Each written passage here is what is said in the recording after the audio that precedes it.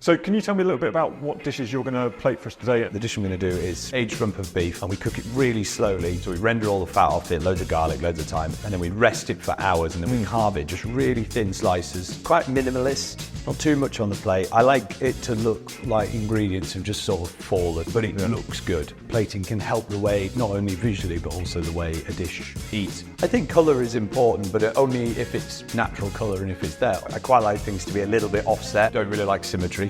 We've got a little bit of watercress, like the micro watercress, and then we finish the whole thing. We cover it in more grated horseradish, and then we finish it in frozen blue cheese. Brilliant. Yeah. That looks, I mean, it looks great. Looks great. Right, so Ben, we're doing the beef dish first, yeah? Yeah, we are. So first we start the plate with a little bit of walnut ketchup. So again, like I told you, it's just, I was nearly about to move that plate. It's just pickled walnuts that we actually buy jarred because they're really, really good. And then all we do is just reduce them down so the liquor gets really concentrated, and then we just blend it up with. Okay. And I use a thing, probably quite interesting for plating, I use a thing in all my purees called xanthan gum. Yep. Which holds, it hates water, so it keeps everything together. So, and it gives you a really lovely, smooth consistency, which makes the plate look really good. Okay. So we start by... Oh, I love it. So like, I'm not bothered, I'm not too, fancy plating, but this is just a sort of way of getting all that puree, all that ketchup onto the bottom. And then we start the next bit with, I've got some lovely, this is aged, at the moment we're using sirloin on the menu, but today I'm using this, I'm going to change it because this is a lovely piece of aged rump that I talked about.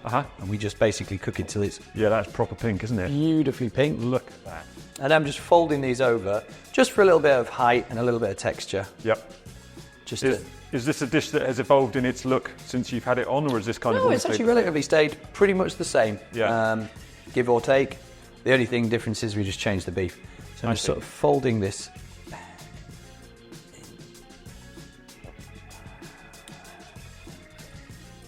A little bit. Do you ever get anybody asking if you can do it well done?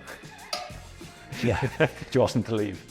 To be honest, I don't actually get anybody asking for well done meat here, which is a really lovely thing because, and it just, a lot of the time, I think people eat meat well done because they're afraid that it's going to come and it's not a bit, and a lot of the times they'll go to places that aren't cooking meat properly. So obviously resting is such an important thing for me, 100%. Okay, I'm going to jump in here quickly as I don't want to disturb the flow of the video too much. I hope you're learning some great tips from Ben, but if you're still struggling to get started in your own plate designs, then can I suggest you download my Plate Like a Pro checklist. It's helped literally hundreds of chefs and home cooks alike to consider the visual aspects of a dish, elevating their plating from the simply delicious to the truly beautiful. And if you'd like even more help, then why not join our private Facebook group, where you'll find a like-minded, supportive and friendly community of platists, where we're learning, growing and developing our visual knowledge and styles together. You can find details of both in the description below. Hopefully see you there. So I'm also using a little bit of the fat as well because the fat's really good. Yep. Yeah, it's got some nice height, hasn't it? Yeah, lovely. It's just, and then obviously what we do is we just season it a little bit with some sea salt. Always Malden, never anything else. Yep. Want some sponsorship now from Malden. And then obviously we've got the walnut ketchup on the bottom, but I don't think when you eat this dish, and obviously I eat all my dishes, it's not enough to complement the beef. So what I do is I start to dot in a little bit of the ketchup just to make it, just so it's a little bit of a surprise as well as you eat it. Yep. Is it quite sweet? No, it's actually more salty. It's got a similar taste to Liam Perrin's Worcester sauce. Yeah, which I love. Yeah, I love Worcester sauce. I got slated the other day for having Worcester sauce on a bacon sandwich. Everyone was like, "That's weird. I've never ever seen that before in my life." Well, I'm gonna have to say I've never heard of that either. What? Maybe it's a Yorkshire thing. I thought it was normally between brown sauce and ketchup. Oh no, ketchup's awful. Can't have ketchup. So these are the candied walnuts. So they're really light because obviously we cook all the density out of them. Yep. And then we just crisp them up, and they're just to add a little bit of texture, and a little bit of contrast. And they're quite earthy as well. And this dish is, should be nice and earthy. Okay. Yep.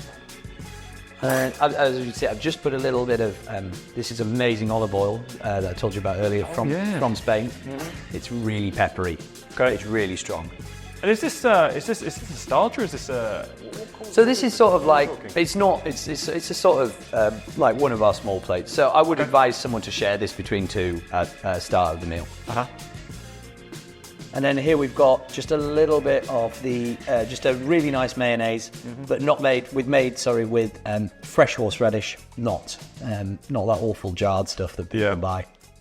Because you don't really taste a horseradish. No, you don't. So we're just adding in little dots, just so as you eat the dish, the whole thing comes together. And then we take our microplane, and we've got a little bit of fresh horseradish. Again. Okay, and then that's pretty much it coming together. And then what we've got is a little bit of, I'll just dress, a little bit of fresh watercress, nice and vibrant.